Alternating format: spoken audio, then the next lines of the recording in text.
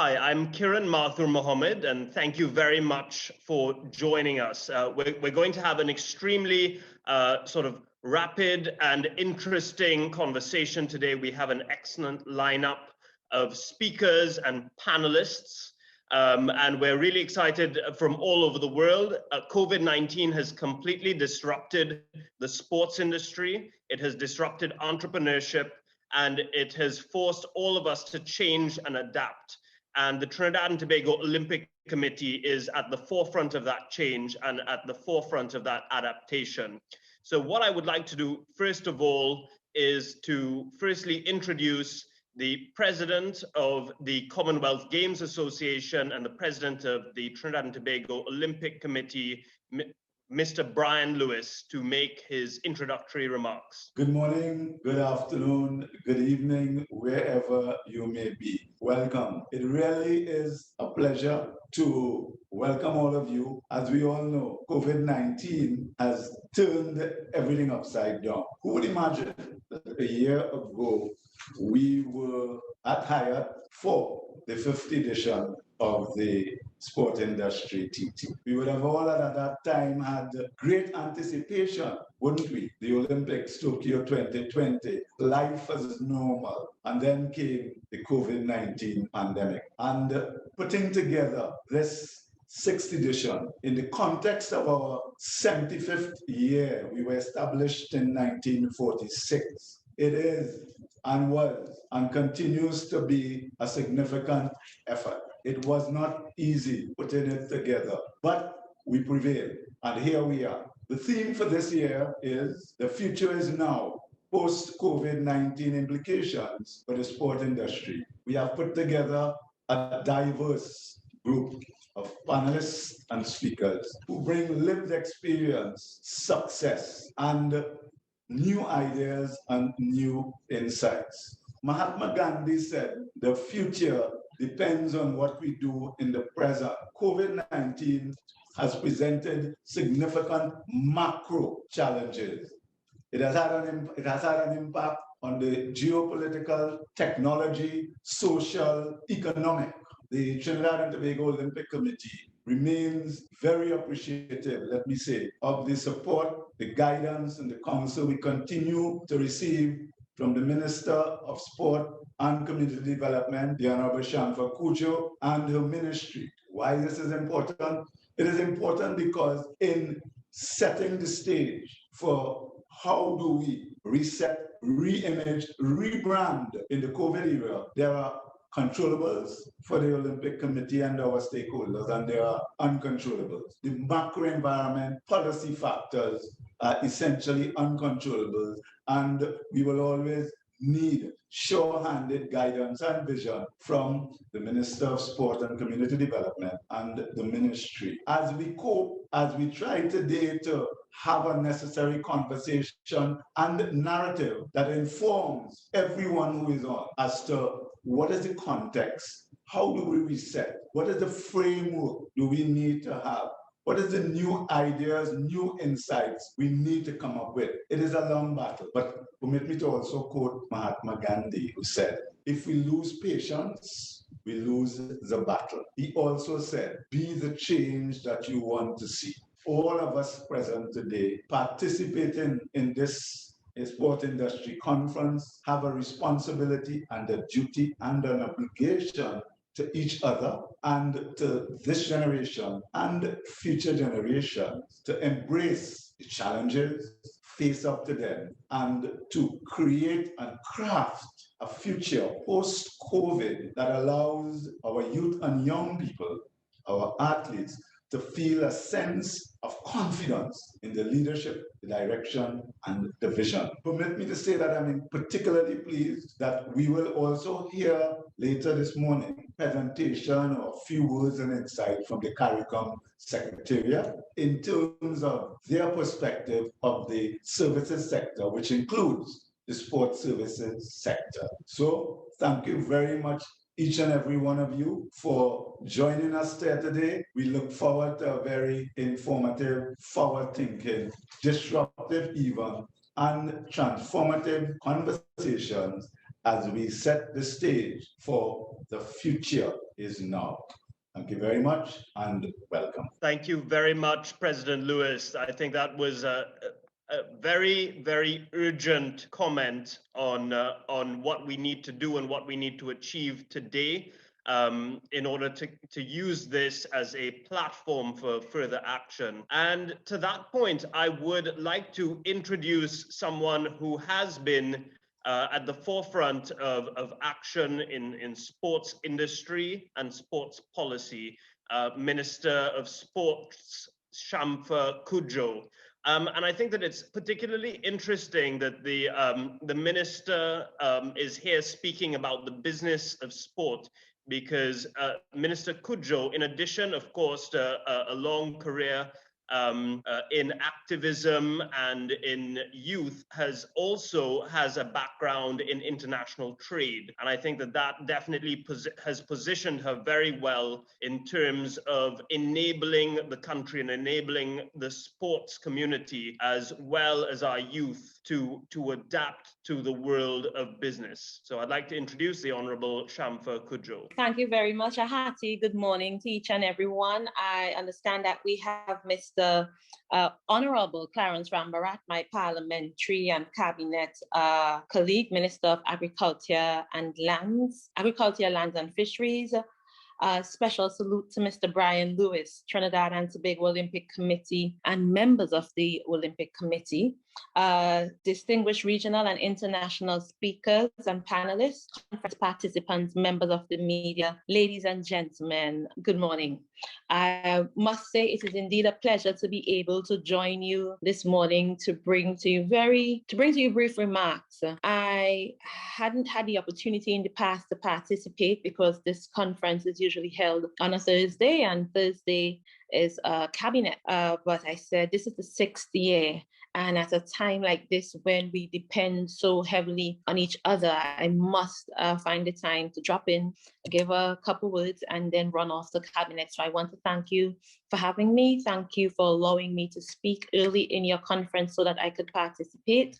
And I really, really salute and appreciate the work that the TTOC has been doing. So I bring my few words, or I bring my remarks. It's indeed a pleasure and an honor to be with you this morning. I want to say kudos to the TTOC for once again hosting the Sports Business TT conference. This is your 6th edition, and that must be commended. Your exemplary service to our country, to the region, and I would say to the world in these unprecedented times is evident by your lead role that you play in moving swiftly towards digital transformation, getting everybody on board, and leading as it relates to vision and action and utilizing innovation, bringing sport into the modern world or the modern day each and every single day. Whenever there's a change abroad or at the Olympic, in the International Olympic Committee level, the sporting fraternity is moving in a more progressive direction.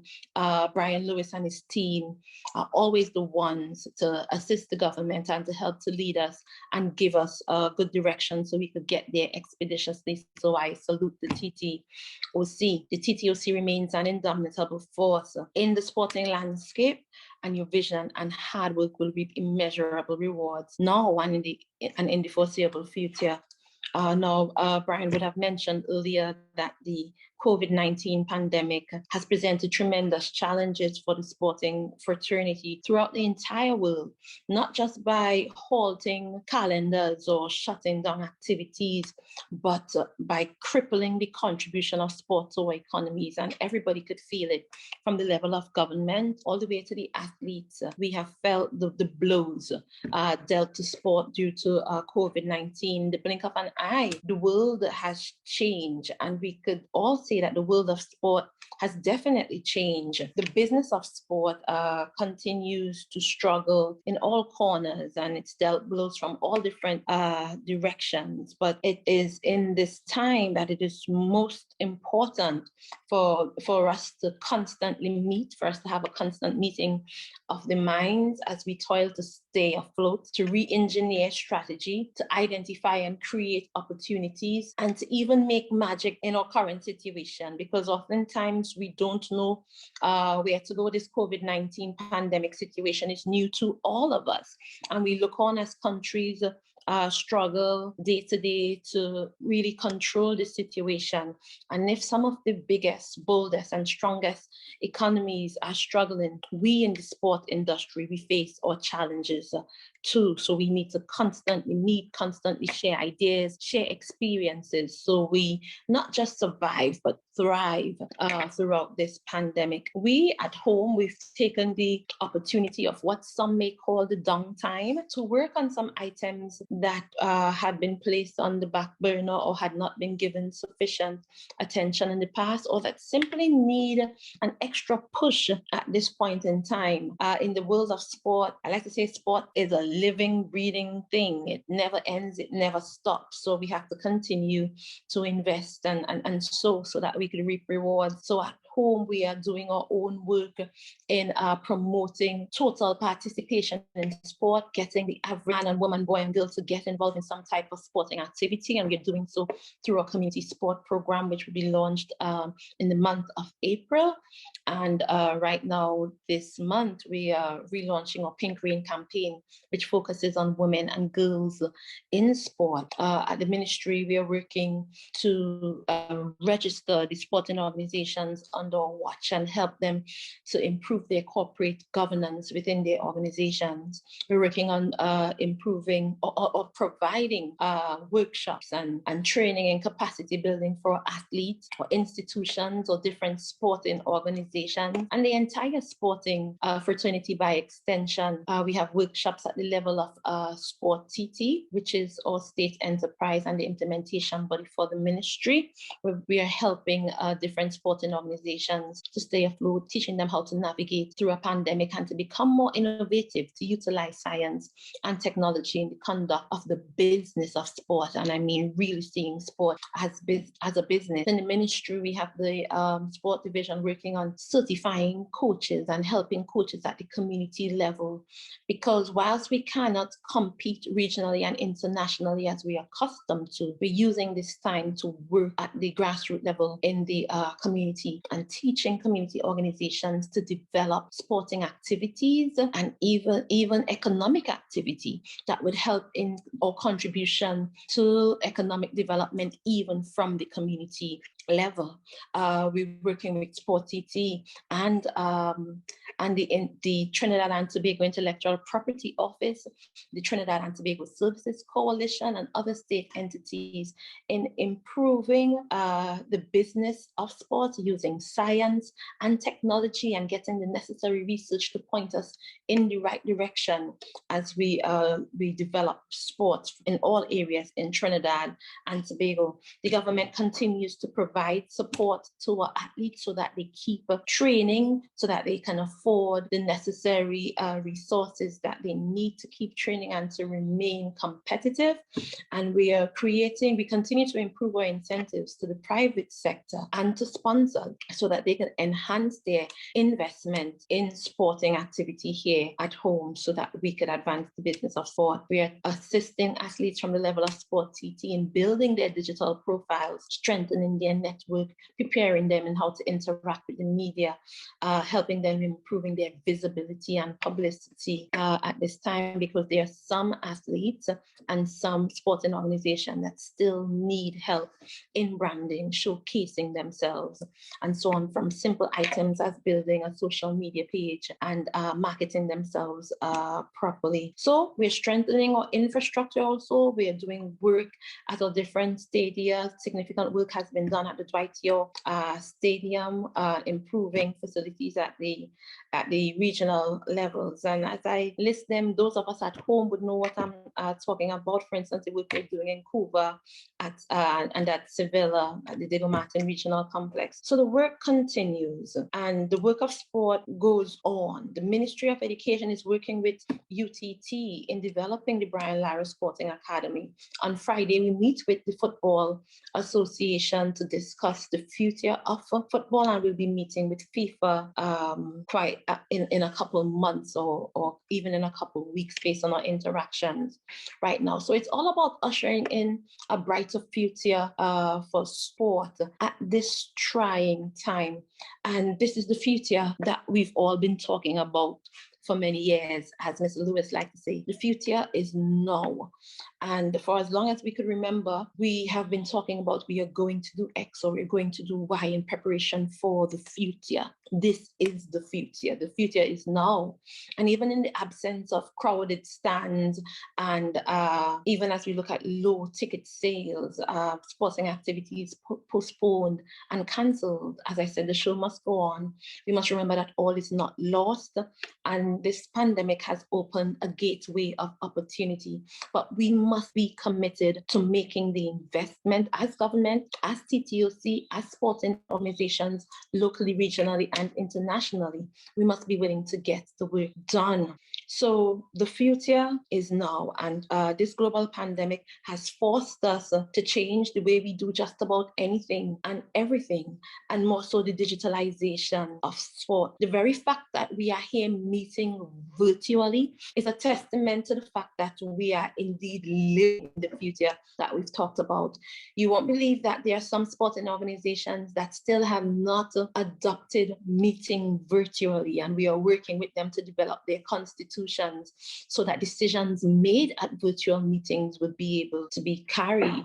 And this is all part of the new normal. So I think that COVID-19 has sped up the technical advancement that we were looking forward to, forcing us to welcome this new normal. So we've been awakened by new ideas, new possibilities, new challenges, new opportunities, not only to do things differently, but it gives us the chance to do things better. And the spirit that TTOC continues to carry and in the way they fly the flag on keeping everybody hopeful and keeping everybody optimistic, I want to say that that is the spirit.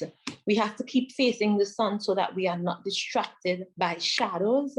And as Aristotle once said, it is during our darkest moments that we must focus on seeing the light, or we must focus to see the light. So for the next couple minutes, we could examine, and even for the time we're here at this forum today, we have to take time to examine the light, look at the developments that would have taken place before COVID, and even the new innovations that have come on board due to COVID. And we must look at all of them as catalysts, as positive platforms to see this is where we can push off from or where we can push forward. We look at the United Nations Department of Economic and Social Affairs would have estimated that the sport industry is worth over $756 billion annually. That kind of income or revenue is under threat due to COVID. We look at what the news that is coming out of Tokyo, based on Tokyo Olympics and the Paralympics, where we are being told that without spectators, it would result in an economic loss of up to 2.4 trillion Japanese yen. And that is the type of impact that COVID has had on the Olympics that we have practiced for so many years, that we felt like no matter what comes, no matter what happens, the Olympics would go on. Here we are in 2021, where we would have had to postpone Olympic 2020. And even now, there's still some jitters and some level of uncertainty as to whether the Olympics would take place in the July-August period, even after so much money has been invested. So it's not just the people of the Caribbean or TTOC or the lesser developing countries that are experiencing these challenges and are now being forced to re-engineer, to re-strategize, to reposition ourselves, and to even press the reset. We are experiencing this all over the world. It's an entire ecosystem that is being affected. So we worry about the athletes, but we also have to take into consideration all spheres: sport, media, broadcasting, advertising, coaches, administrative professionals, travel, sport tourism, and different types of infrastructure that support the whole sports ecosystem. Let's look at the use of technology and the way COVID-19 has sped up the inevitable. As far back as 2017, which is 4 years ago, we have reports coming in from the UK from a company called FTI Consulting, which would have stated that the proliferation of mobile devices have transformed the way people watch sports. 60% back then in 2017, 60% of viewing time on non-live television. Technology has changed sport. Demand for the access of good quality footage of recorded and historic sporting content is not being met or was not being met in 2017. Now we are forced in 2021 to have to take into consideration an even larger and deeper demand for that type of business as it relates to sport. So it's a fantastic opportunity for rights holders, including those in niche sports, to capitalize on the trends and what is taking place in sport due to COVID.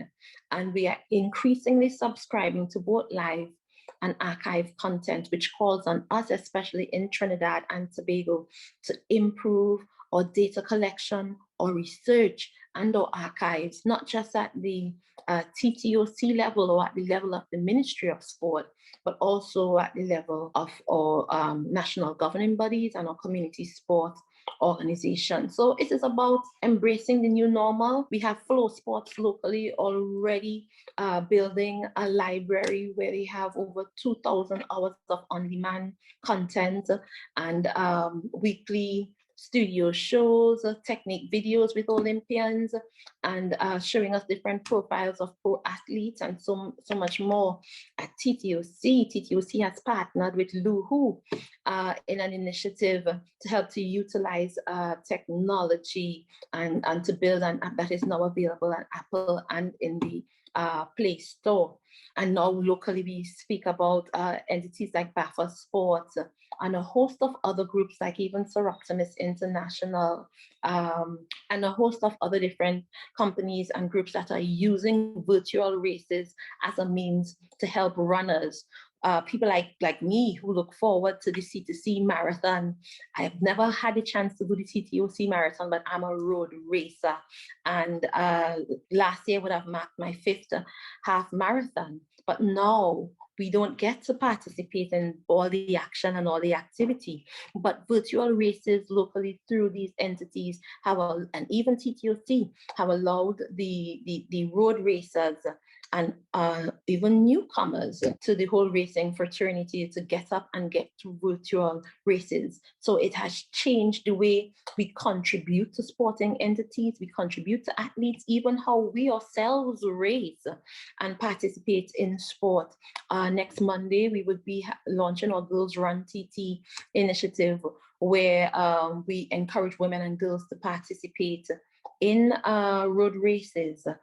And we've seen where many different games that we use for backyard fun are cashing in on this new technology and the innovation brought about by COVID-19. So at the end of the day, it's all about looking at our local landscape. How do we examine what is taking place at home? How do we utilize technology? How do we learn from trends in other countries?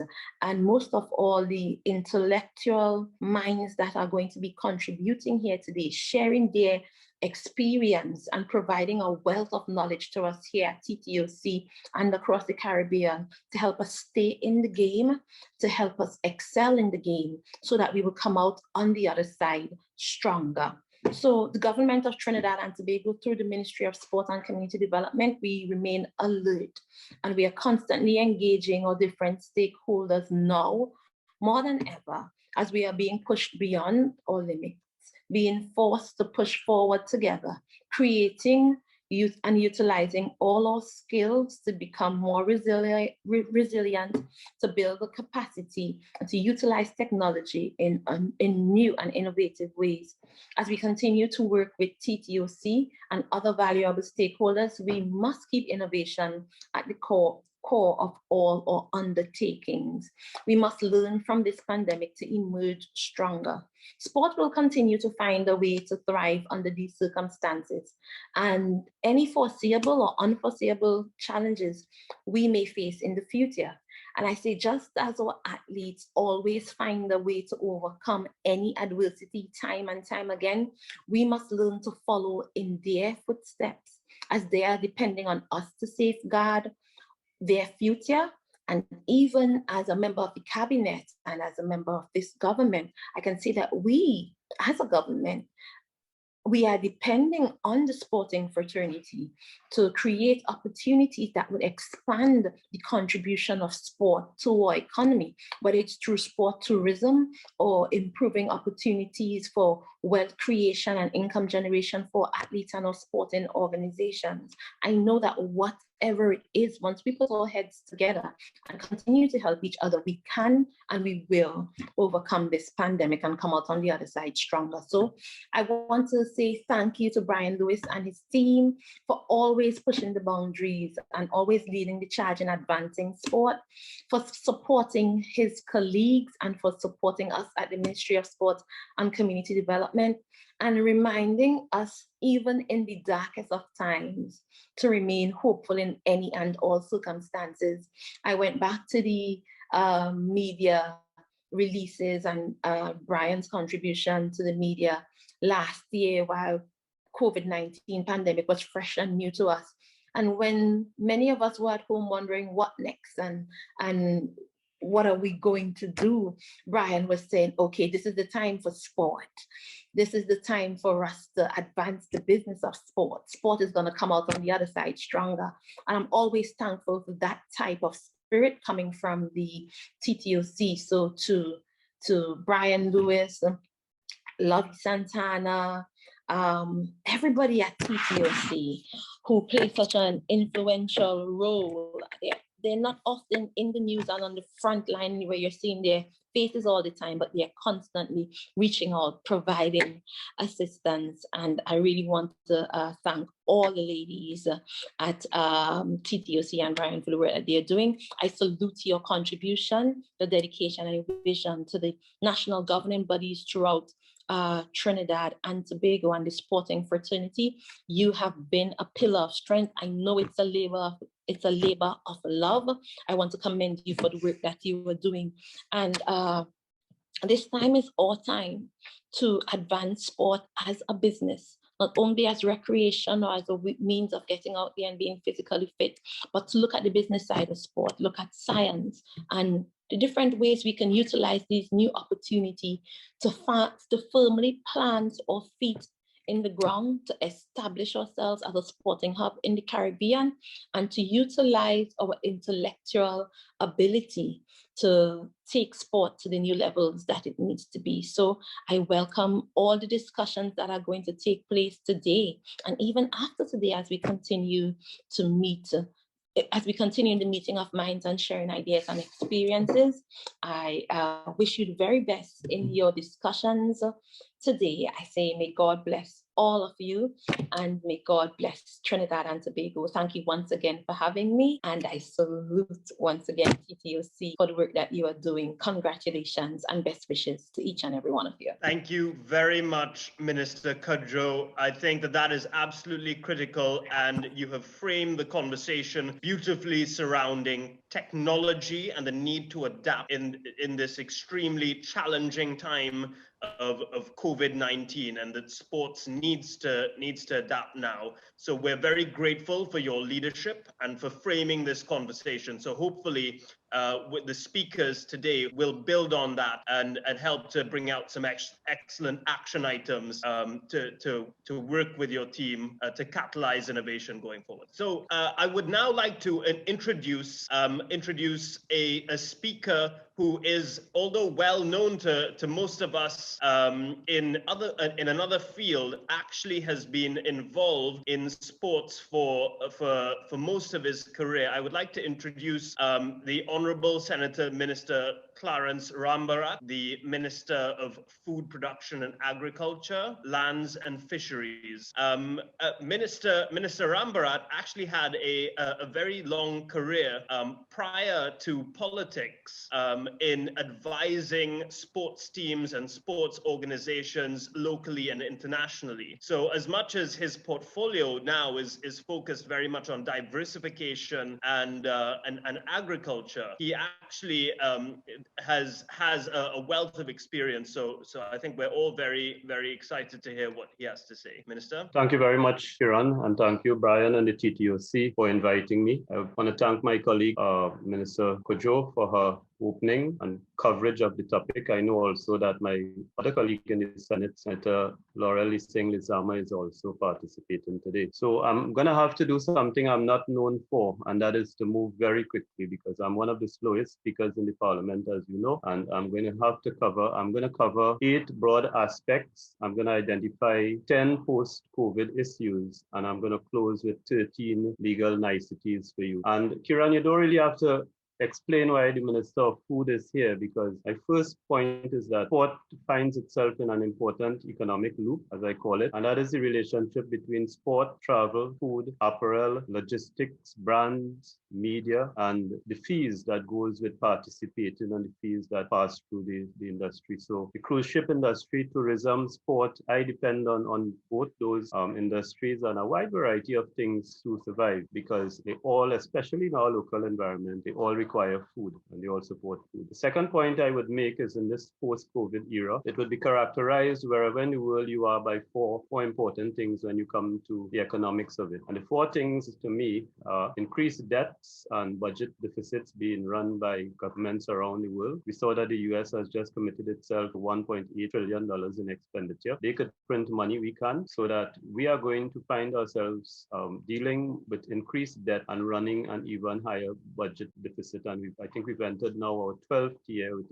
a budget. We're going to see slower growth around the world as we grapple to rebuild and recalibrate after COVID. The third thing is that we're going to see, as around the world, including us, we're going to see lower revenue positions, which means that we have to do some juggling, we have to do borrowing, and we have to be very creative in how we manage our economies. And the fourth thing is that we see shift in priorities. None of us expected to be spending as much as we've been spending on health. None of us have expected to have to retool the education system and move it into a digital environment. And none of us expected to be spending money on sanitizing, face masks, all the things that go with COVID. So there's going to be a prioritizing of the spend of governments around the world. And of course, what is available is going to change. The third point I would make is this, and that is sport is particularly affected by 2 things that are central to the COVID experience, and that is the restriction on travel and the restriction on congregation. So for sport to really rebuild itself, we must have a relaxation on those 2 areas. I want to now switch to what I consider to be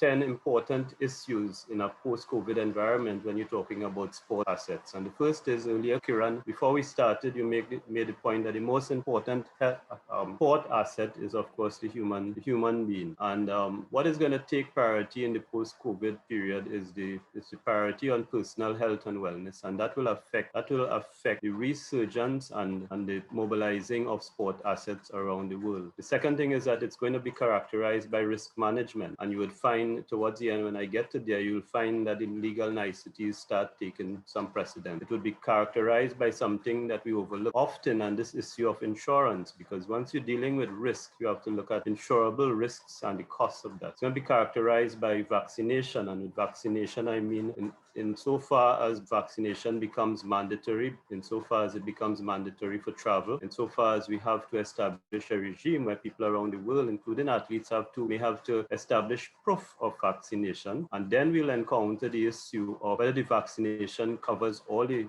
variants, and most importantly, what is the life of the vaccination, whether there is going to be an annual reboot of the vaccination process or whether it lasts a life. And of course, a vaccination as a prerequisite to participation immunization in sports and vaccination as a prerequisite to entry into stadia around the world of sport facilities and general participation in sport. Fifth post-COVID issues is, of course, spectators and the extent to which sport relies heavily, not as heavily as before with broadcast rights and other things entering the frame, but spectators remain an important economic and also in terms of physical support and motivation to the athletes. How quickly we're going to be able to fill the stadium and what are the rules relating to congregation and entry and so on. The sixth area I want to highlight is this issue of broadcast rights, because what currently exists is obviously going to have to change. We have a new element in broadcast rights where in fact the digital, the broadcast to mobile phones and tablets and it's going to change. The platform is going to change. We may have a shift in the dominance from the television companies to those engaged in new media. How is it going to affect the reach? Would we have a situation where we are no longer able to reach the sort of mass audience that we reached before? And most importantly, how do we monetize sport in this environment where we have no spectators and a change in the way we broadcast and communicate sport? And it will affect advertising, it will affect a number of areas in terms of the financial side. And most importantly, how do we redefine the athletes' share and the sport organization share and the team share in a reset or reshaping of the way in which we manage broadcast rights? Seventh thing in post-COVID I want to highlight is the issue of brands. Brands are trying, in some cases, some are doing better, but by and large, brands are going to experience significant contraction in an environment where there is a reallocation of the spending at a household level. So the impact of brand, the survival of brand, I want to highlight the value of brands. The spend, we depend heavily on particular brands to support sport around the world. How is the change in allocation and priorities going to affect what is available? And who are the new players? Post-COVID will bring new players and new brands would emerge.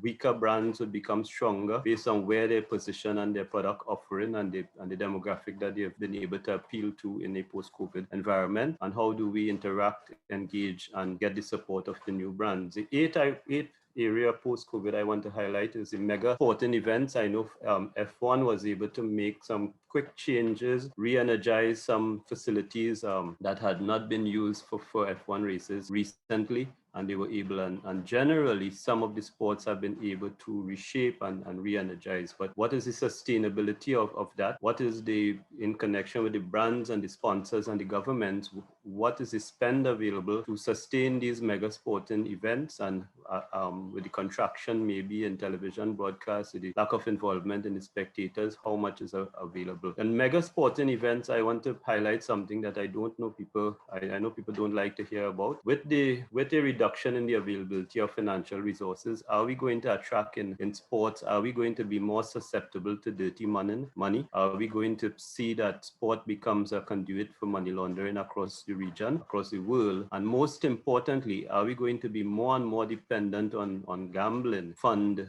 sport? And what are the social implications of that? And what are the financial implications across the global economy? That's an important point that we have to pay particular consideration to. The ninth post-COVID issue is this: the carrying capacity of impaired economies. Most countries would already have identified sport spend for this financial year, and those who have multi-year plans would have identified a plan, as I spoke about reprioritizing at the start. What is the carrying capacity of even the best economies in the world? How would this affect bids for the Olympics and all the other mega events and the big spend events? How would it affect the Commonwealth Games, the Pan American Games? And are we going to see a fallout of interest? So are we going to see a rise in political discontent and noise in these countries as politicians push to bid for mega sporting events and their electorate push back on them to demonstrate that it is not a good use of limited funds? The 10th point I want to make is one I just touched on earlier, and that is the reality is that the allocation of funds and availability of funds at the household level has changed, and the extent to which sport is going to maintain a priority or sport is going to be affected in the spend. I switch now to some keywords that I believe is going to characterize the post-COVID era, and that is words unclear, uncertain, risky, and the fact that COVID has brought some things to us that are irreversible. And I'm very happy to know that our existence in this virtual environment is one of the irreversible changes post-COVID, and I'm very happy for that. On the sixth issue I want to talk about is the issue of sports and non-communicable diseases. I know none of you lent your voices to me on the doubles issue, but that is fine. The reality is that the real cost of digital sports is going to be the impact on personal health. We're going to digital sports and esports, as you call them. We're going to be creating more and more couch potatoes. We have a lot more people sitting and following, and not in a stadium, not walking to a stadium, not walking around, and not being physically involved. And we have to understand that that comes at a health cost that is going to be significant. And I want to close with the legal niceties to say this. The post-COVID era will bring some more prominence to certain legal issues, particularly in the contractual side. I want to say that some of them, this is not a new experience for us in sport. In relation to cricket, you remember that the rise in terrorism in some parts of the world meant that we had to reshape some of the contracts we entered in the cricket realm. And even before that, the issue of apartheid meant that we had to reshape how we do cricket and other sporting contracts. The issue of smoking and sport, maybe 25, 30 years ago, was just to reshape contracts and to put in exclusion clauses and restrictions and so on. And even the Me Too movement has had an impact on contracts in sport and what we allow, what we don't allow, and how we treat with particular issues, like, for example, equality and the issues of harassment. So I want to quickly touch on 13 legal niceties, 13 buzzwords to look out for in this post-COVID era, particularly with your sports contract. And one is duty of care. Second is reasonable steps. You're expected to take some reasonable steps in protecting athletes, participants, and spectators. The third is a rise in disclaimers and the use of disclaimers as sports organizers try to protect themselves. Fourth is force majeure, which has always existed but became very, very prominent, more prominent with COVID. The fifth is the issue of foreseeability, which is an important issue in the law of courts in terms of contract risk and what is foreseeable. A protection of athletes and participants, spectators in sporting events. The risk of COVID transmission is a foreseeable risk as far as I see. Compliance with a range of new regulation, from leaving your home, from traveling to a sporting event, to entering a stadium. Seventh would be ouster clauses, where organizers or teams would say, I'm not going to be responsible for this. I take on no risk with relation to this. Liability limits in terms of what risk we take on and the cost of that risk. Opt-outs, where in athlete contracts in particular, athletes will insist on being able to say, I'm not going to participate in that event. I'm not going to travel to this area. I'm not going to go in this particular place. 1, 4, 3, 7, and 2, 9. I have 4 more. Insurance, the rise in interest in insurance. The issue of 10, I think I'm on 10. I think I'm on 11. Cancellation is going to be an important part of any contract we enter into mobilization of sporting assets. People want the ability to get out of it if there is a risk that cannot be managed by insurance or in any other way. You'll see the rise of regulations having an impact on what you can and cannot do as countries make the adjustments as we've done. I think we've made 42 COVID regulations, versions of it, and you will have to react to those changes in the regulations. And the last one is this issue of restrictions in terms of what we can and cannot do, where, for example, a country who has to participate in a global event, but there is now national restriction or national regulation or national law prohibits or places restrictions on what you can and cannot do. For example, a requirement for quarantine on your return, a requirement in Canada, for example, for you to pay for quarantine and stay at a particular place on your return. These are my thoughts on post-COVID and the mobilization of sporting assets and the impact that COVID would have in the long term on how we purchase, contract, and engage these sporting assets. Thank you very much. And I hope you hear the lovely rain in the background, because I also do not use air conditioning. Thank you very much, Minister Rambarat. May I suggest that you may also have, of course, you've worked in sport, you've worked in policy and politics. May I suggest a third career in extempo calypso using your 13 legal points? I think that is something that should be you should definitely seriously consider. No, well, Minister, I definitely think you really framed it. I'm particularly glad, and I think the audience will be particularly glad to hear you speak more broadly about the topic and bring that perspective. I was very, very excited to hear you talk about non-communicable diseases in particular and broaden the definition. Well, I'm going to be here for a while before we move to cabinet. So if there is anything that comes up, I would speak on it. Definitely. We're very pleased about that. So broadening the definition, assessing the risks, and understanding the framework, the legal and regulatory framework is a must. It is a fundamental point to have in place before any business can be done. And I think that that's actually something that in the business of sport, in particular, we don't often give as much thought to as we should.